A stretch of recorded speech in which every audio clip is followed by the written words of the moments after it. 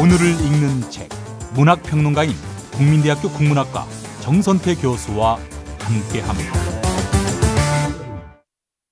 국민대학교 한국어문학부 국어국문전공 정선태 교수님 함께하겠습니다. 교수님. 네, 안녕하세요. 자, 교수님 어떤 이야기 해볼까요 오늘? 네, 오늘은 이산가족 얘기 좀 해야 할 것 같습니다. 아이고 참, 눈물 없이는 볼 수 없는 살아있는 드라마. 네, 그러게 말입니다. 3살 배기를 두고 온 어떤 아버지 하소연이 참 절절합니다. 예. 68년 만에 만났다고 하죠. 예. 그러니까 3살짜리였는데 이제 칠순이 넘은 딸을 바라보는 90에 가까운 아버지의 심사가 오죽했겠습니까? 이 이산가족의 얼굴이야말로 우리 분단의 깊은 상처를 고스란히 보여주는 하나의 상징 또는 기호가 아닌가 싶기도 해요. 예. 이런 사람들이 점점 이제 나이가 들면서 세상을 떠났는데 그 깊은 한들을 언제나 풀어드릴 수 있을지 참 이런저런 생각이 오갑니다. 예. 뉴스 장면들을 그냥 스쳐 지나갈 수가 없어요. 제가 이산가족도 아닙니다만은 그 사람들의 긴 세월이 얼마나 힘들었을까, 힘겨웠을까, 그리움이 남긴 상처를 안고서 그 어떤 세월을 지나왔을까 생각하면은 네, 이런저런 안타까움이 말로 표현할 수가 없습니다. 네. 아, 정말 내가 살던 동네인데 그냥 고기 하나 넘었을 뿐인데 그것이 더는 갈 수 없는 땅이 된다면은 얼마나 기막히겠어요. 네, 맞습니다. 우리 이호철 선생은 참 오랫동안 분단의 상처를 문학적으로 그려왔었는데요. 이 시간에도 한두 번 소개해드린 기억이 있습니다. 2016년 세상을 떠나셨을 때도 말씀드린 적이 있고요. 예. 오늘은 2001년에 간행된 이산 다령 친족 다령이라는 소설집, 그러니까 단편 소설과 중편 소설 9편이 실려 있는 이 소설집에서 표제작인 이산 다령 친족 다령을 여러분과 함께 하고자 합니다. 이 제목이 보여주듯이 이산 가족 얘기입니다.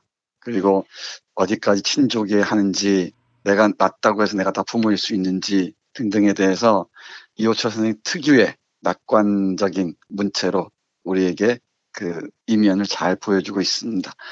줄거리를 짧게 말씀드릴게요. 그이라는 사람의 얘기를 전해 듣는 방식으로 소설이 진행되는데요. 예. 그이라는 사람은 1945년 8월 중국 상해에서 광복을 맞이합니다. 상하이에 많은 조선인들이 가 있었죠. 여러 가지 이유로 갔을 겁니다. 생계가 어려워 갔을 수도 있고 또는 큰 뜻을 품고 예컨대 독립운동의 뜻을 품고 갔을 수도 있고요. 예. 근데 이 소설의 주인공이자 화자인 그이는 그곳에서 어찌어찌 하다가, 그야말로 어찌어찌 하다가입니다. 일본인 군속 노릇을 해요. 그러니까 일본인의 심부름 비슷한 걸 했던 모양이죠. 예. 그러다가 이제 광복이 돼버렸습니다.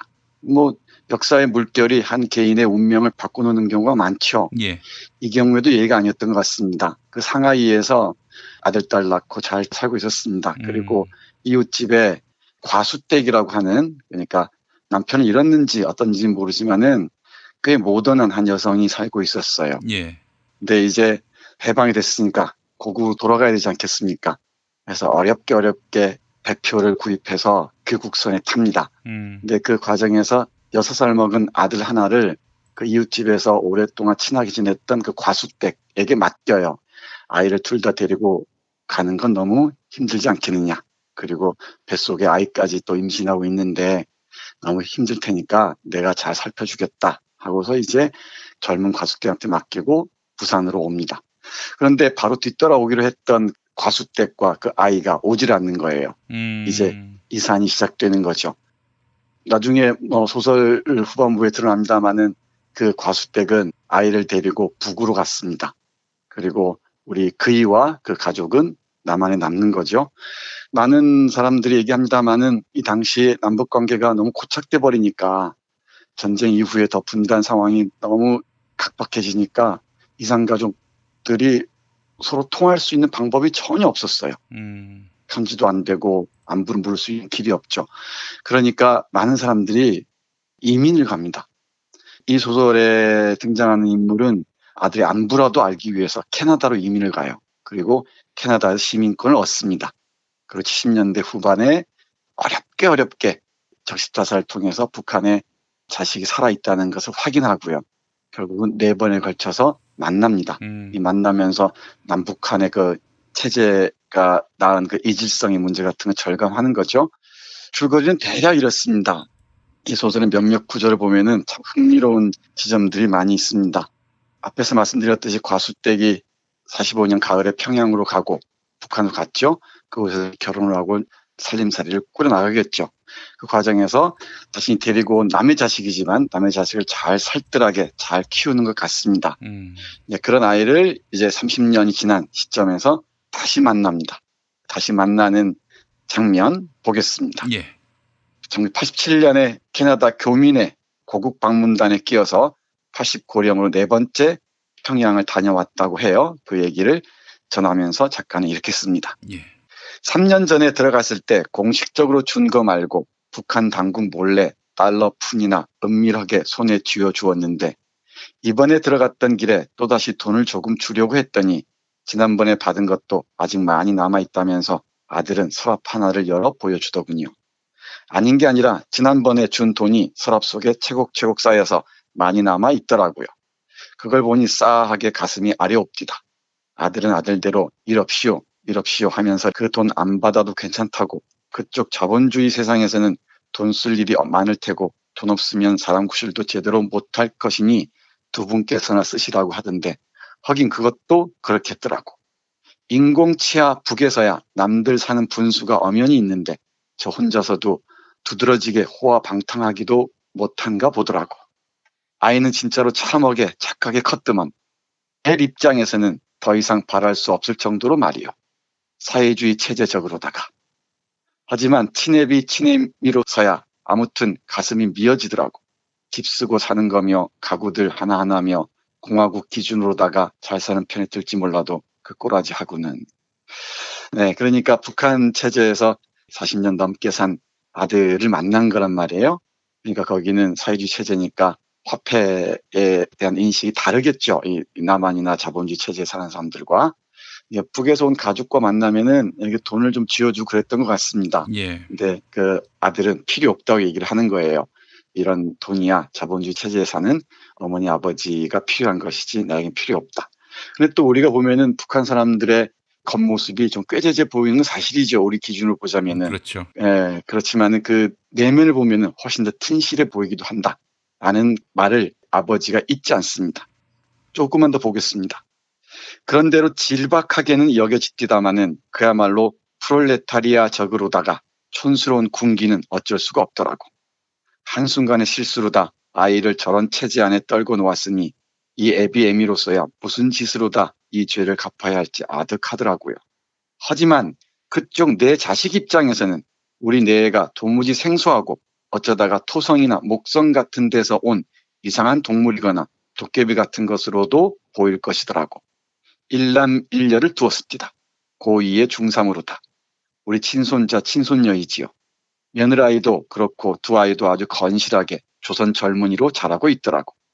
그렇게 곱게 차려입고 설랑 우리 늙은 내외 앞에 다소곳이 앉아 예쁘게 절을 올리는데 참 기가 막히더만 남매가 그지없이 잘 자라고 있더라고. 예의 바르게 절도 있게 허황방탕하지 않게. 돈이라는 것 귀한 건 모르고 도대체 돈이라는 게 왜 귀해야 하는지 그런 쪽으로다가는 당최 벽창호로다가 그럴수록 뭔지 사목사목 더 품격 같은 것이 있더라고.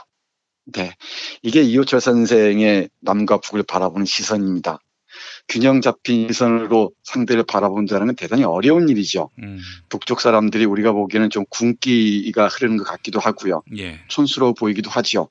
근데 이 내면은 상당히 탄탄하고 사목사목하고 예의도 바르고 그렇다는 것을 잘 간파해내고 있습니다. 우리 이호철 선생은. 그리고 돈이라는 게 도대체 뭐에 쓰는 물건인지도 잘 모르는 그 손자, 손녀를 보면서 한편으로는 뿌듯한 마음까지 없지 않았던 것 같습니다. 예. 이산가족 상봉 과정에서 TV화면을 통해서 그 장면을 보는 사람들은 북한 사람들 표정에서 뭔가 가난의 상처들을 읽을지도 모릅니다. 그러나 저는 장점도 있다 분명히 생각해요. 자본주의도 장점이 있지만 자본주의의 문제점도 적지 않잖아요. 예. 그런 점을 함께 아우르면서 이질적으로 보이는 것들, 강점들을 내세우면서 어떻게 만날 수 있을지 생각해 보는 것도 이산가족 상봉이 우리에게 전하는 명시적이지 않은 메시지가 아닐까, 그런 생각을 또 해봅니다. 이렇게 어렵게 만나는데 어머니 입장에서 보자면 자기 자식을, 아들을 데리고 간 과수댁이라는 사람이 미웠겠죠. 그런데 잘 키워준 과수댁을 만나면서 다 원한이 풀립니다. 아쉬움도 풀려버리고요. 그리움의 상처가 다 풀려버리는 거죠. 그래서 만나야 한다는 겁니다. 어떻게든 만나야 합니다. 이 작가가 물어요. 그 아이를 평양으로 데리고 간 과수댁이라는 여자가 밉지 않더냐? 예. 이산의 원천이 되었던 게 아니냐라고 물으니까 우리 이 소설의 주인공인 할아버지가 이렇게 대답합니다. 그깟 일 지금 와서 깐깐하게 알아본들 무슨 소용이 있을 것이요. 그 점으로 말하더라도 우리 내자는, 이 내자는 자기 아내입니다. 예. 우리 내자는 내가 보기로 사람이 됐더라고. 그 과수댁을 30여 년 만에 만나자마자 그깟 지나간 일일랑 싸그리 말짱 지워버리고설랑 당장 눈앞에 만난 현장의 그 과수댁 분위기에만 휘어들어 있더라고. 그런데 비하면 조금 전에 당신은 뭘 했지요? 뭐? 그렇게 됐던 그 원천이 바로 그 지점 어쩌고? 그런 것이 내가 보기로는 설익은 치졸함이고 촌스러움이라는 거요. 그렇게 문자 섞어 어쩌고 저쩌고 당신 아직 멀었구만. 이렇게 얘기합니다. 뭐 문자 써서 어쩌고저쩌고 역사적 상처가 이런 것이 의미가 없다는 거죠. 일단 만나면 모든 게 풀릴 수 있다는 겁니다. 예. 이런 이산가족의 아픈 마음들을 제3자에 속하는 제가 어떻게 일일이 헤아릴 수 있겠습니까마는 이 소설을 읽으면서 간접적으로나마 이 이산가족의 상처를 어루만지고 그리움의 흉터를 조금씩이라도 지울 수 있는 방법은 어떻게든 만나야 됩니다. 만나고 이게 안정적으로 정리화돼야 될 것 같고요. 그리고 중국이나 대만의 사례처럼 서신 왕래 그리고 자유왕래까지 보장되는 그런 사회가 왔으면 좋겠습니다. 예. 결국은 평화가 안정적으로 정착되는 게 관건이 아닐까 싶어요. 예. 이 소설 읽으면서 아이를 잃은 그 어머니 아버지의 참담한 심경들도 여실하게 볼 수 있고요. 그게 화해로 가는 과정은 결국은 이런 분단의 상처를 넘어서 만나는 길밖에 없다는 것. 예. 만나면 다 미움들이고 무엇이고 무너질 수 있다는 거죠. 네. 이 미움이나 증오를 미천 삼아서 체제를 유지해온 자들이 이런 소설에 정말 깊이 귀를 기울였으면 참 좋겠습니다. 그리고 이 작품뿐만 아니고 이 소설집에 실린 다른 작품들도 다 분단으로 인한 상처들에 대한 치유의 방법을 모색하고 있는 작품들입니다. 한번 구해서 읽어보시면은 우리가 모르는 그 상처의 표정들을 하나하나 읽을 수 있지 않을까. 그리고 우리 미래는 어떠해야 되는가. 그리고 지금 아직도 수많은 그 이산 가족들이 고향을 잊지 못하고 두고 온 형제들을 잊지 못하고 몸부림치는 밤을 보내고 있을 거 생각하면은 하루도 빨리 그분들의 아픔들을 조금 덜어줄 수 있을지 우리가 다 함께 고민해야 될 것 같습니다. 예, 알겠습니다. 아이고 이산가족 상봉을 보시고 오늘 정선태 교수님이 골라주신 책은 이호철의 이산타령 친족타령이었습니다. 이산타령 친족타령. 네, 처음부터 끝까지 한번 읽어보겠습니다. 교수님 말씀 감사합니다. 네, 고맙습니다.